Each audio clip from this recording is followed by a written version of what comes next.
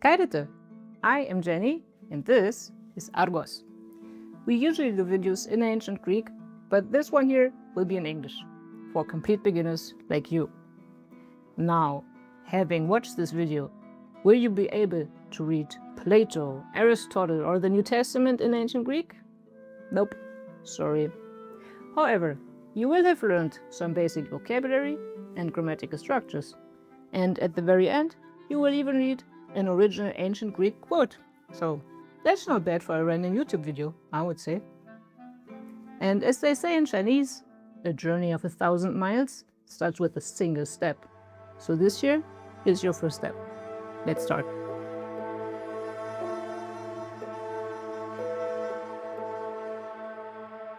Ancient Greek is the language of philosophy, science, the arts, and religion. However, I thought, let's start with something more basic. So here comes your first ancient Greek word, kuon. Kuon means dog. Now, if you don't yet know the ancient Greek letters, don't worry. I wrote a Latin transcript underneath in brackets. And I want to point out that this Y here, the Greek ypsilon, is actually pronounced U, like a German U or a French U for that. So super, for example. So the word for dog is kuon, and knowing that, we can actually form our first sentence already. Argos esti kuon. Argos esti kuon means Argos, my dog, is a dog. Now you notice in Greek they don't really have a word for a. They just say Argos is dog, literally. But it means Argos is a dog. Argos esti kuon. Very well. Let's take a look at the next slide. So this, who's that? This is Zeus, the main god of the ancient Greeks. You might know they had a lot of gods actually, but Zeus is the ruler of them all. And we could say about him, Zeus esti Theos. Zeus esti Theos means Zeus is a god. Again, we don't really have the word a, they just say Zeus is god, but it means a god, one god among many. Zeus esti Theos. Now, who is this? Maybe you have recognized her. This is Aphrodite, or Aphrodite in Greek, the goddess of love. And we could say Aphrodite esti Thea. Aphrodite esti Thea means Aphrodite is a goddess. Aphrodite esti Thea. So, doing a quick recap, we saw Theos, Thea, and Kuon, god, goddess, and dog. And you might already have noticed or thought to yourself that these words sound familiar because we have, for example, theology, the study of God, literally, theo and logos, theology. Or we have in English the word cynic. A cynic originally is somebody who lives like a dog. So this is Diogenes, the founder of the Cynic school of philosophy.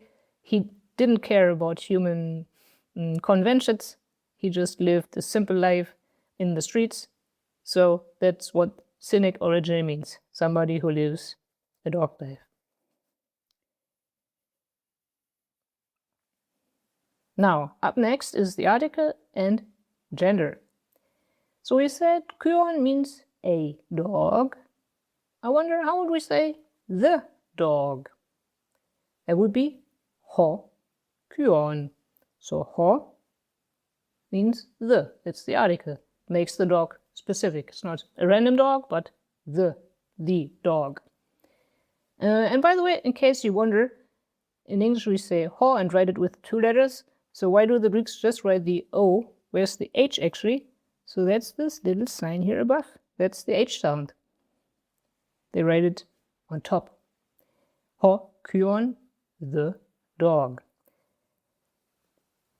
Now we could ask the same about Zeus. We said he's Theos, a god, but maybe we're Christian and we want to talk about the god. So how do we say the god? That would be ho Theos. Ho Kyon, ho Theos, the god. Next up, Aphrodite again.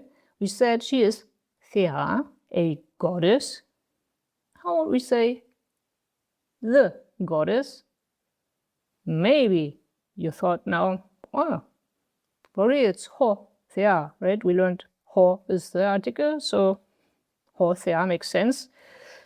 Sorry, I have to disappoint you here. It's not ho Thea, but he Thea. So ancient Greek actually has a different article for feminine. Aphrodite is very female, you might say. So for the feminine noun, Thea, and a different article for a masculine noun, ho Theos. And by the way, the same applies to the dog. So I said ho Kyon is the dog, but if we're being very precise, it's actually a male dog.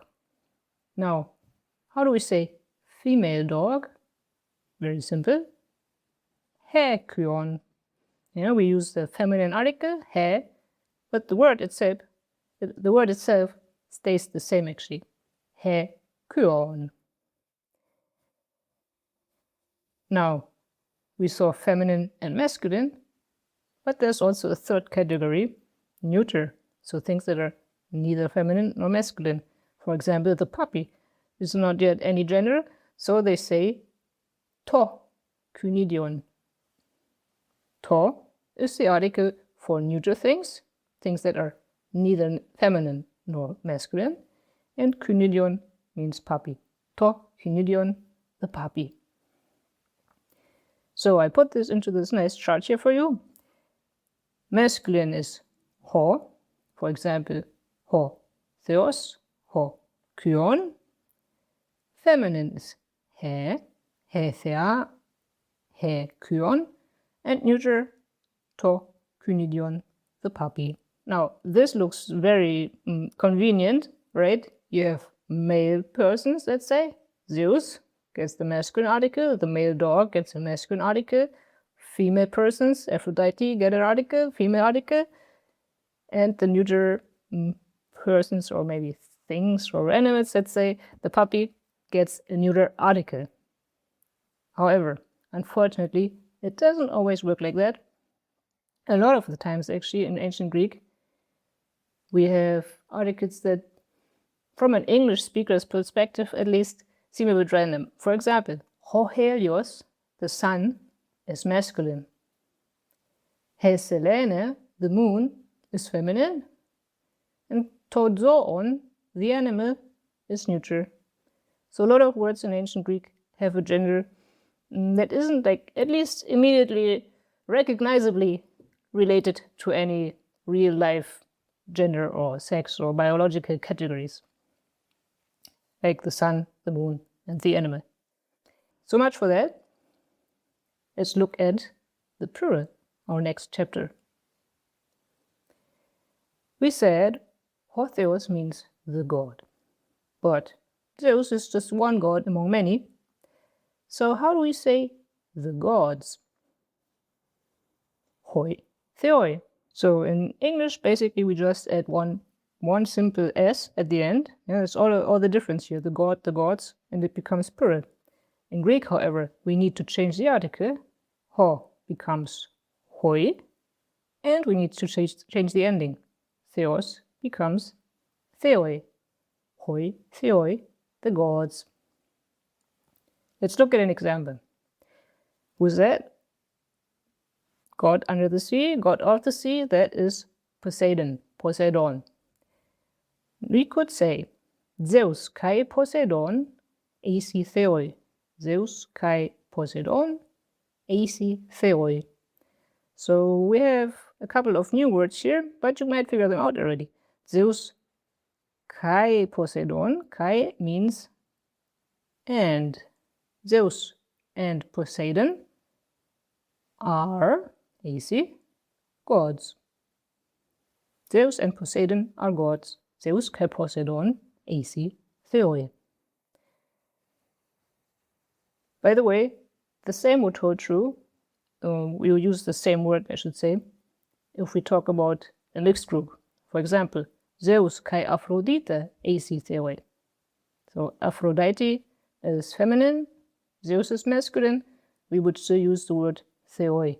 It sort of encompasses both male and female gods. So Zeus and Aphrodite are gods, AC Theoi. So ho Theos becomes hoi Theoi. Well, what about if we specifically want to speak about female gods, so goddesses? What happens to he Thea, the goddess? It becomes hai Theai. He Thea, hai Theai, the goddesses. Again, let's look at an example with another goddess. Can you guess who this is? Maybe not quite so obvious. If you know some mythology already, this peacock below here is the animal of Hera. So Hera, the wife of Zeus, and she will be part of this sentence here. Aphrodite and Hera are goddesses. Maybe you can give that a try. So Aphrodite, that's simple, Aphrodite. And do you remember what do we say? And Kai, Aphrodite Kai. Now Hera is Hera, are AC, Aphrodite Kai Hera AC, goddesses, Theai. So the whole thing is Aphrodite Kai Hera AC, Theai. They are goddesses. Now, let's come back to the dogs. We said Hokyon, the dog. And now we have many dogs. That becomes Hoi Kynes. So again, we change the article, Ho to Hoi. But now our ending is Kynes, Kyon, Kynes. By the way, this S might look familiar. It's the same as we could say that we have in English. Dog, dogs, Kyon, Kynes. So hoi kynes means the dogs. And of course, for female dogs, we use the feminine article. So he kyon in the plural becomes hai kynes. The word itself stays the same, but we change the article. He, hai. Hai kynes, female dogs. Hoi kynes, male dogs. Who's that? Maybe a bit difficult to recognize. It's a, I think, Roman copy of an ancient Greek statue. So a three-headed dog, that is Kerberos. Kerberos guarded the underworld, and he was a dog. A bit unusual with his three heads, but still a dog. Now we could say Argos and Kerberos are dogs. Maybe give it a try. How would you say that?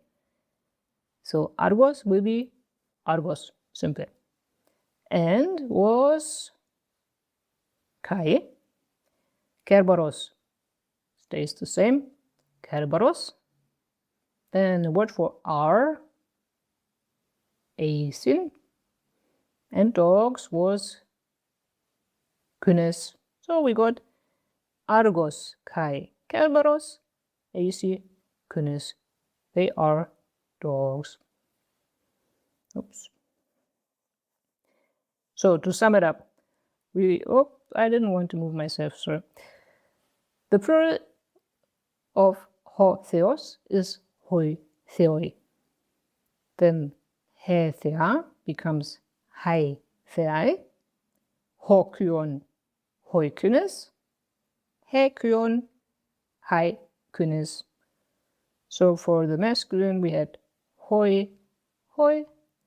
For feminine we have hai, hai. And the verb becomes AC. Sorry, I should say ST becomes AC. Yeah? Is becomes R, ST, AC. Up next, we will ask the question who and we will see the rest of the verb to be. Okay. So, who in ancient Greek is tis. Tis. T-I-S. And you might wonder what this apostrophe at the end is doing. That is actually the ancient Greek question mark. Yeah, they don't write a question mark like we do, but they write this apostrophe. So tis means who, and now we could encounter the following example. We are like walking on the street, and then we see this strange person. He seems strangely familiar to us, so we approach him and we ask, "Tis A. Tis A, who are you?" And then the person might answer, "Zeus Amy. I am Zeus." Oh, by the way, you see that Zeus I am, actually the word order is free in ancient Greek, so we could also have said Amy Zeus. Amy Zeus, Zeus Amy. I am Zeus.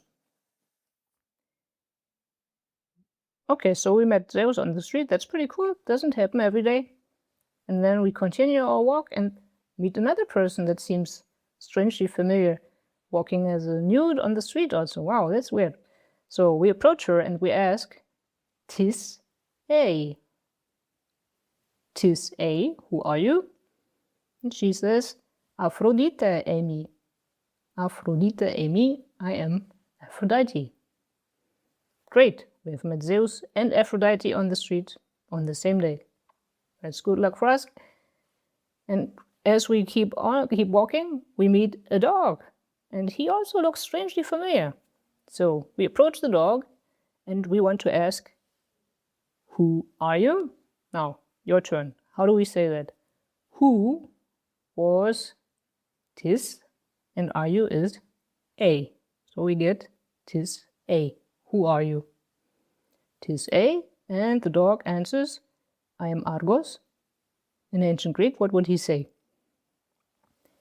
I am was Amy, and Argos was Argos. So, Argos, Amy, I am Argos. Now, I want to ask you, "Tis A," and you write down the answer. You can write your name in Greek letters. Amy, Marcos, Amy, or whoever you are. "Tis A," Amy. I give you a sec to write that down.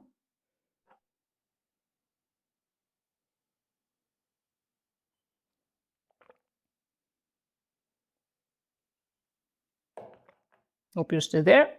So, I cannot check your answer, sorry. You have to check it for yourself. So, "Tis A, Jenny, Amy." I could say, for example.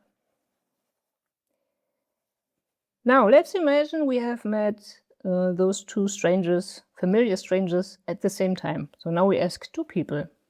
In ancient Greek, that actually matters, because now we have to say "Tinis este." Tinis este. So, who in English always stays the same. But in Greek, if you ask 2, 3, or more people, who becomes plural. So instead of tis, if you remember, tis is one person, we have to ask tinis, who, many people. And then este, are you, in the plural. So tinis este, who are you, speaking to a group. And now our group of people answers, Zeus kai Aphrodite es men. We are Zeus and Aphrodite, so es men, we are. Oh, I realized, maybe I should have mentioned that before. I see this here now. We don't really need to say we. So just one word, es men, we are. You don't have to say we and are. You use just one word, es men, in ancient Greek. So Zeus kai Aphrodite es men. Now, we meet this other person on the street. It's maybe not a person, it's an animal. The three-headed dog. How weird. So we ask the dog, but maybe since it has 3 heads, we sort of conceive of it as 3 units. So we ask, who are you? Who are you all? Tines este in the plural. Tines este. And the three heads will answer Kerberos esmen. Kerberos esmen. We all are Kerberos. Bit unusual of an example. I'm sorry for that. Normally, we wouldn't say we are one thing, but it happens. So with Kerberos, all of the three are one thing, Kerberos. To sum it up, who in the singular is tis, and in the plural, tinis. And here are the forms of the verb to be. So I am is Amy, you are a, he, she, it is tin, we are as men, you all are este, and they are a sin. Oh, and by the way, I realize I haven't yet shown you before. So with is, I write it in Latin letters also here, st or estin, both forms exist and mean the same. Is, he, she, it is. And ac also. ac and asin means are. However, we write the n at the end if there follows a vowel after this. So estin, let's say blah blah blah, something in a, we would write the n. So esti if there follows a consonant, estin if there follows a vowel a, e, or a, e, o, u, I should say in Greek. And we also write estin at the end of a sentence. So argos estin, for example. Oh, no, I won't write that. Argos estin or estin argos. You would write the n because there is a vowel or it's the end of a sentence. I will show you an example. Chapter 5. Interrogative pronoun what. So we will ask what now. We have seen who, now comes what. What is T? Or I should say T means what. Maybe that's more clear. The word T means what? So maybe I show you this like image and you could ask T estin. T estin, what is it? And what's on the image? T estin. So and here you can see this N at the end, estin, just shows up because the word to be is put at the end. If it were before the T, st, T, we don't write the N, but at the end of a sentence we write estin instead of st. At the end of a sentence, or if there follows a vowel. So T estin, and we could answer Kyon estin. It is a dog. Now, T estin. This is neither a dog nor a god or anything. So a new word coming up for you. Anthropos estin. Anthropos, you could guess, means human. Usually it's masculine. Ho, anthropos, can at times also be feminine if we want to specifically emphasize that it's a female human. So, anthropos estin, it is a human. T estin, what are you seeing now? If you know ancient Greece already a bit, I know it's Athens if we are precise, but let's say in general it is a polis. Polis estin, and polis means city or also a state. So polis, the city, and you will see in a sec why I'm showing you these words here. Now we could also use the word what to define things, like philosophically. What is the meaning of life? Or in this example, T esti kyon. T esti kyon. Oh, T esti kyon. What is a dog? T esti kyon. What is a dog in general? How do you define the word dog or the concept dog? And we could say ho kyon esti zoon. Ho kyon esti zoon. The dog is, and now what do you guess does zoon mean? Animal. The dog is an animal. By the way, of course, we get the word zoo from this in English. Zoon, zoo.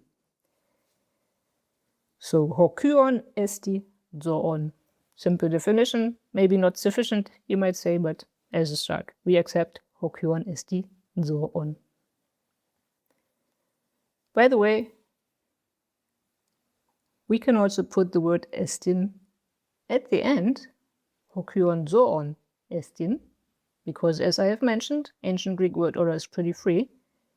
So ho kyon zoon esti still means the dog is an animal. Or we can leave estin out altogether. Ho kyon zoon, the dog, an animal, is. But we don't say is. Ho kyon zoon suffices. Now comes the main question of the day. Ti estin anthropos. So, what is a human? What is a human being? By the way, estin here has this n because there follows an a. So we don't say esti, but we say estin. Ti estin anthropos. What is the human? This, of course, is a great philosophical question. So we get our expert on the topic, Aristoteles, Aristotle. He lived, as you can see, in the 4th century BC. And he said the following famous quote. This is, by the way, almost original. I changed it a teeny tiny bit, but it's almost the original quote by Aristotle. So he said, ho anthropos politikon zoon. Ho anthropos politikon zoon. Now, in this definition, he left out esti. We could supply it if we want to. So, ho anthropos esti politikon zoon. We already know what anthropos means. It's a human. Zoon is an animal. So, what does politikon mean? So, the human is a animal. What does that mean? Politikon. Actually, that comes from polis. So, polis, the city, and everything that has to do with the polis is politikon. We might want to say political, but in English, political is a very narrow definition. So politikon means everything that has to do with the polis. So what did Aristotle mean? The human being is a political, social, polis-forming animal. So there's a lot of debate actually about this word here, how we have to understand it, how Aristotle understood it, politikon zoon. I personally like the social best. Yeah? Humans are social animals. They like to live together in cities or in other units. They cannot, Aristotle says, live on their own. If a human were to live on his or her own, he would either be a god or a really crazy person, not a normal human. And that's it. You've read your first ancient Greek quote, and you have learned some basic vocabulary, ho theos, he thea, ho kyon. Congratulations! This was our short introduction to ancient Greek. Of course, there remain many more things to learn, so let me know in the comments if you would like to see more videos like this. To be quite honest with you though, I actually don't think that watching YouTube videos is the best way to go ahead. Because, as we have just heard, humans are social animals, and we actually learn best if we have a community with other learners. So try to find a teacher or join a class. Now, as it happens, we actually offer ancient Greek classes on our website, argostidaske.com. But you can also check out other online schools or your local university. There's so many possibilities nowadays to learn ancient Greek. So maybe see you in one of our classes one of these days. And until then, we say, guided them.